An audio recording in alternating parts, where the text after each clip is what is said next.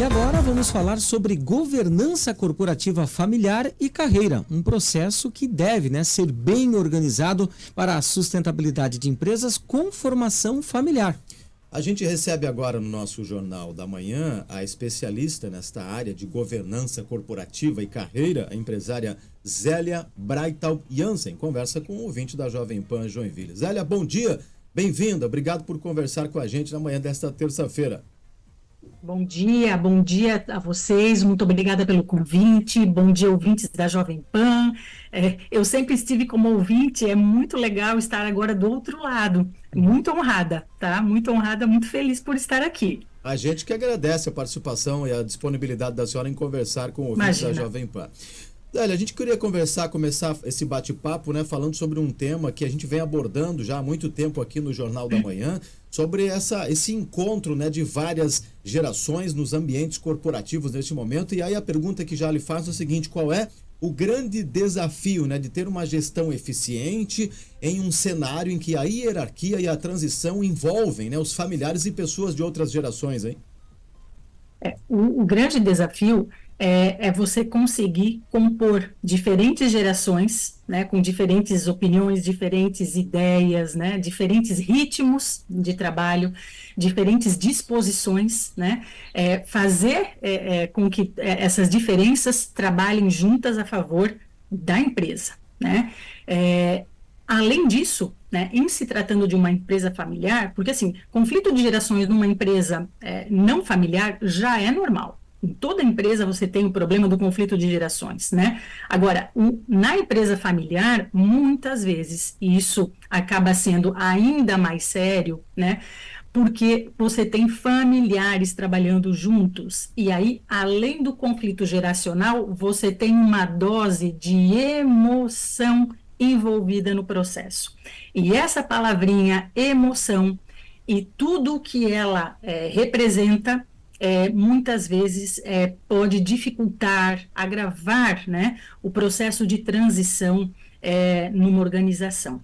Então, esse é o grande ponto. Como é que nós fazemos com que numa empresa familiar, diferentes gerações, além de conseguir lidar com os conflitos, consigam também lidar com as emoções que estão envolvidas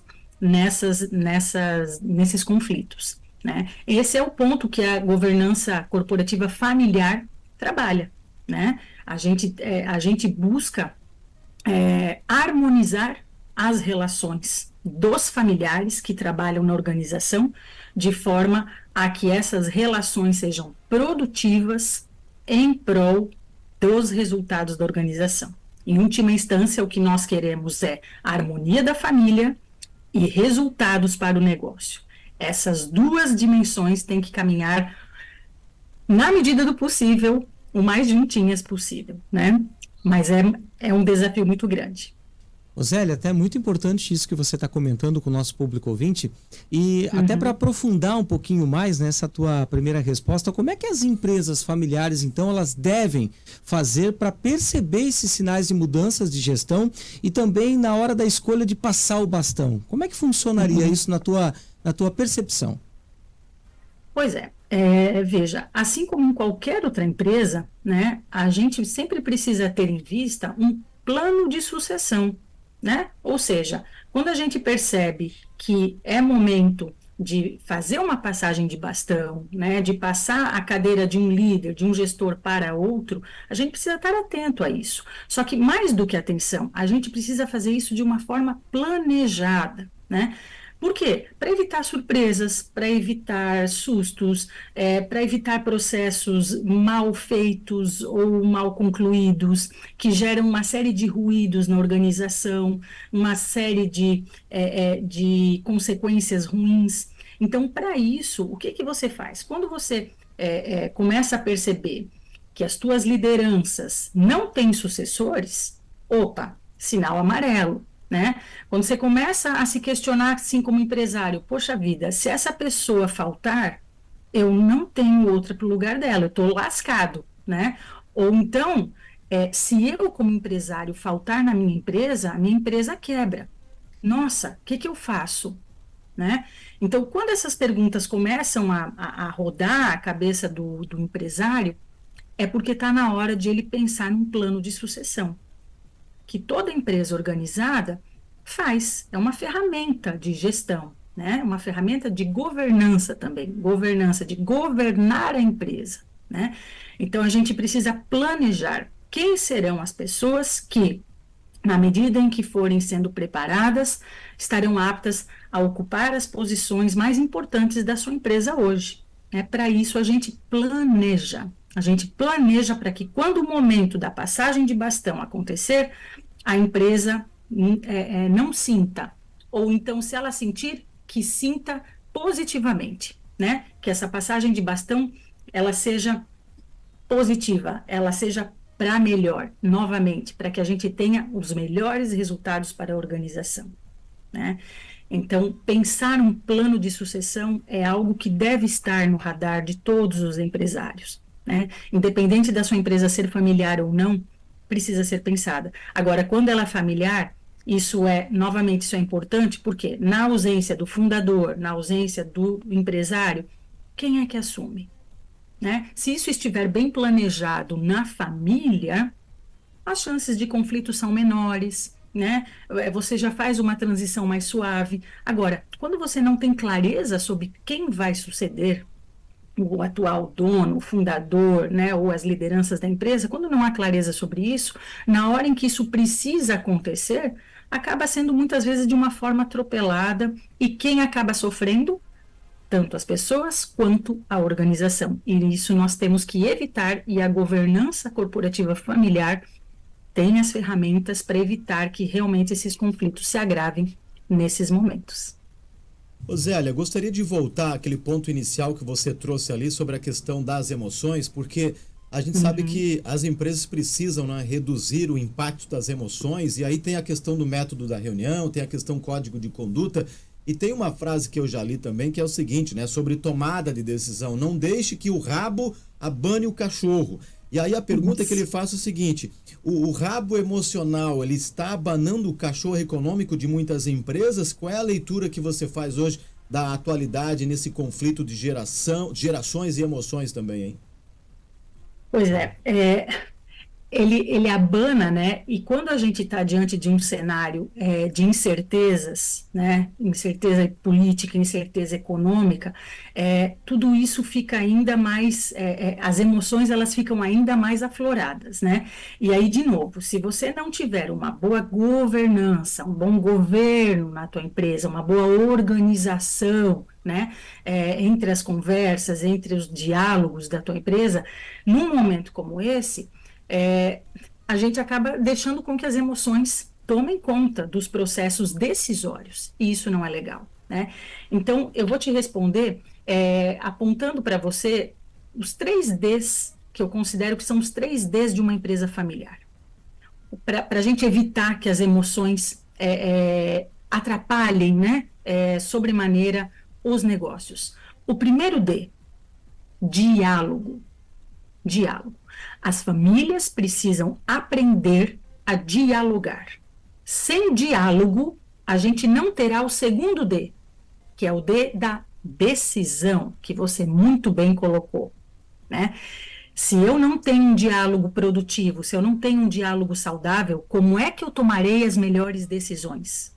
Não vai acontecer, né? Para tomar boa decisão, tem que ter bom diálogo, né? E muitas vezes nas famílias falta o diálogo, e aí as decisões elas são mal tomadas, ou o que é pior, as decisões estratégicas, as principais decisões, aquelas que mais precisam de diálogo, de discussão para poderem ser tomadas, essas decisões não são tomadas.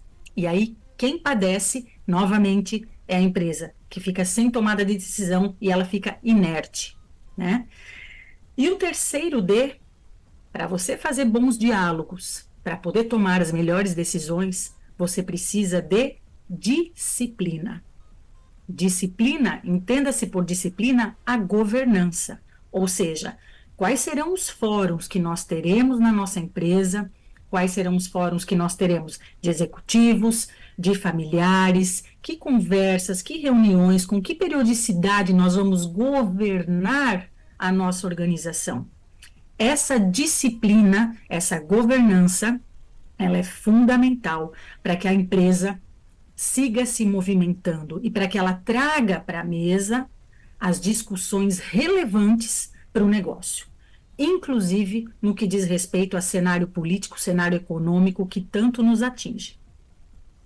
Zélia, nesse momento, para aquelas pessoas, né, que estão nos acompanhando aqui, para aquelas empresas familiares e que não têm, por exemplo, herdeiros, ou que os herdeiros até não se interessam, né, em tocar, enfim, a empresa adiante, como definir a melhor gestão para evitar problemas lá no futuro, por exemplo? Bacana. Pois então, a primeira coisa que a gente tem que ter em mente é que não existe herdeiro, né? Existe uma expectativa de que eu vá herdar algo, né? Mas tudo pode acontecer com a empresa a qualquer momento, né? Então, para quem está numa posição de se achar herdeiro, né, tem que entender de que a empresa não é sua, a empresa é da sua família e quem tomará as decisões sobre se você herdará em algum momento alguma coisa ou não é a sua família. Mas mais do que isso, a empresa precisa ir bem para que você herde essa empresa. E muitas coisas podem acontecer até o momento de você achar que vai herdar um negócio, né? Muito bem. Quando não há na família alguém interessado ou quando não há herdeiros, a empresa ela precisa, uma das possibilidades é ela trabalhar para que seja bem vendida, né? Ou então você pode trabalhar para abrir para que essa empresa tenha mais sócios. Às vezes as principais lideranças da empresa podem se interessar e você pode abrir uma parcela de sociedade para os principais gestores da organização. Então, existem formas, né, de você fazer com que a empresa siga, que ela continue, que esse projeto bonito continue, se você não tem herdeiro. Quando você tem um herdeiro que não tem interesse no negócio, né, aí existe uma situação que é a seguinte: essa pessoa não tem interesse, mas em algum momento talvez ela será dona, ela receberá essa empresa como herança, mesmo não querendo trabalhar na empresa, mesmo não gostando da empresa. Então essa pessoa ela vai se tornar dona, ela vai se tornar sócia, ela vai se tornar acionista do negócio. Então, mesmo que não queira trabalhar na empresa, essa pessoa pode e deve ser preparada para ser a melhor acionista possível para a empresa, né? Ser acionista é diferente de ser um executivo, né? E o herdeiro que tem a possibilidade de optar em ser um acionista ou ser um executivo, é maravilhoso quando você tem essa oportunidade nas mãos. Agora, independente da sua escolha, precisa se preparar, né? O acionista que acha que só vai herdar e que as coisas vão continuar fluindo normalmente, está muito enganado. Você tem que saber se as coisas estão indo bem ou não, mesmo que você não esteja dentro da empresa. Como é que você vai saber, né? Você precisa participar das reuniões e medir a febre, a temperatura, né, da empresa, para saber se a empresa está sendo conduzida pelas melhores pessoas que você gostaria que conduzissem a tua empresa. E para isso você precisa estar preparado. Então existem cursos, existe muita qualificação boa hoje no mercado para quem quer ser acionista e para quem quer ser executivo. A questão é, o herdeiro precisa pensar, qual vai ser o meu papel? Qual é o papel com o qual eu me identifico? Qual é a melhor forma como eu posso contribuir para este negócio? Porque às vezes o herdeiro ele realmente não tem perfil de executivo e está tudo certo, né? Às vezes o herdeiro ele quer ser médico, ele quer ser artista, ele quer ser um profissional liberal, mas não quer trabalhar numa organização. E está tudo bem. Só que ao herdar o negócio, ele precisa saber o que ele vai fazer com esse negócio. E mesmo que ele não queira continuar o negócio, ele tem que saber vender bem este negócio em algum momento. E para isso, novamente, precisa ter alguma preparação. Então, a gente sempre recomenda, né, algum estudo, algum conhecimento, alguma formação, precisa buscar. Então, dentro da governança, existem muitas opções, existem muita instituição boa hoje oferecendo formação em governança para aqueles que precisam começar a se preocupar com o tema. Nem sempre o filho do dono quer ser dono do negócio, né? Exato. E a gente precisa respeitar isso, né? Perfeitamente. Então... Zélia Braital Jansen, especialista na área de governança corporativa e carreira. Zélia, muito obrigado pela aula ao ouvinte da Jovem Pan. Até uma próxima oportunidade. Boa semana para você e toda a sua equipe. Igualmente para todos vocês. Muito obrigada e um ótimo dia, equipe Jovem Pan. Valeu!